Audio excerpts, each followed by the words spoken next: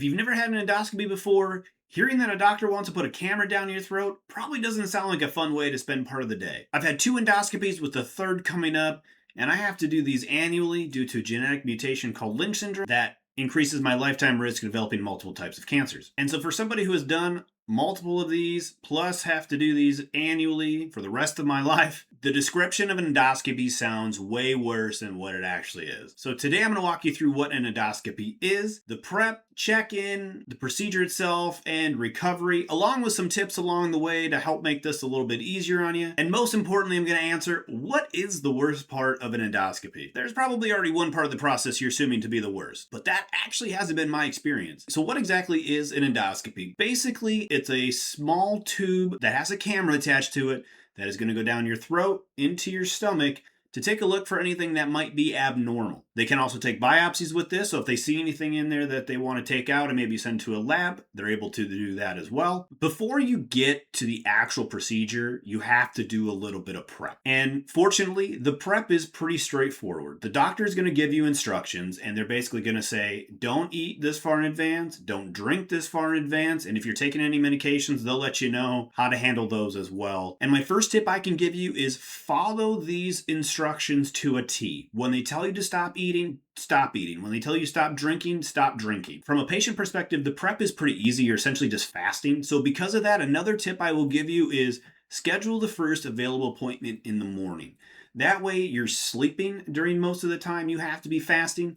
Yeah, it's going to suck waking up in the morning and having to go in early, but that way it's not ruining part of your day or maybe in the afternoon that you're not going to be hungry, because being hungry on top of being anxious isn't a good combination. One other tip I will give you is, since you will be sedated for the procedure, you cannot drive yourself to or from the appointment. So get a friend or family member that can take you. So once you do the prep and you arrive for the appointment, you're going to go through the whole check-in process. They're going to ask you a bunch of questions. They're more than likely going to ask you, when was the last time you ate? When's the last time you drank? When did you take your medication if you're supposed to or not? Again, follow the doctor's instructions. And at some point, they'll eventually take you back to a pre-op area. And this is where they'll get you ready for the actual procedure itself. You'll meet a nurse that will more than likely put an IV into you, because at least for me, these endoscopies, I've been sedated. So that IV that they put into me is how they put that sedation into me. Now, if you're not a fan of needles, this could be one of the worst parts of the procedure itself. I'm not a fan of needles, but I usually just close my eyes or look away while they do it. Also, as they're getting you ready for the procedure, you may meet with the gastroenterologist that is doing the procedure and maybe the anesthesiologist as well. This is the time to ask any questions that you may have. Even if it's before you get to the pre-op area and maybe it's a couple days before the procedure and you have a couple questions, message the care team, call your doctor, do whatever you need to do to get those questions answered, because that is only going to help ease any anxiety that you may have with this as well. At some point, you're going to be ready for the procedure.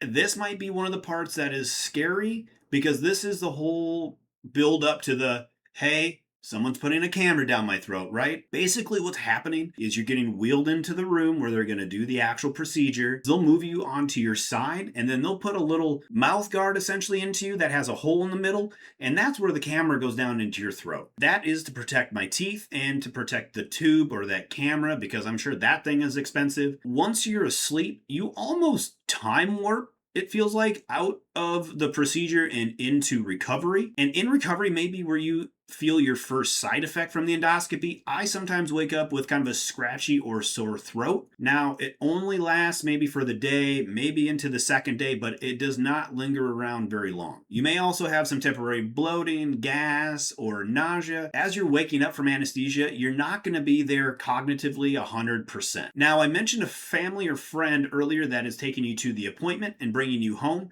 I've had the experience where they have brought this person back into the recovery room with me. Now, the doctor will typically come in and discuss anything that they may have found. And this is where I kind of delegate to that family or friend, if you're comfortable, obviously, and let them ask questions. Again, I'm just waking up from anesthesia. I'm not going to be 100% myself. And there has been times where I reach back out to my doctor or to my care team after the fact with a question. And so another tip is, you may not know of a question to ask at that time, but always know you reserve the right to reach back out once you are off of that anesthesia completely, and you may have a question that came up after you left recovery. So what is the worst part? Out of the prep of not eating or drinking, the IV, maybe the scratchy throat, I would say honestly for me, the worst part is probably just the fasting. I know mentally I can't eat anything, and so I think it kind of affects me in a way that, oh, I'm hungry, even though at 10 o'clock at night I wouldn't probably eat anything anyways, and I'm going to be falling asleep for the next 8 hours until I have to go to the procedure. And now this is coming from my own experience,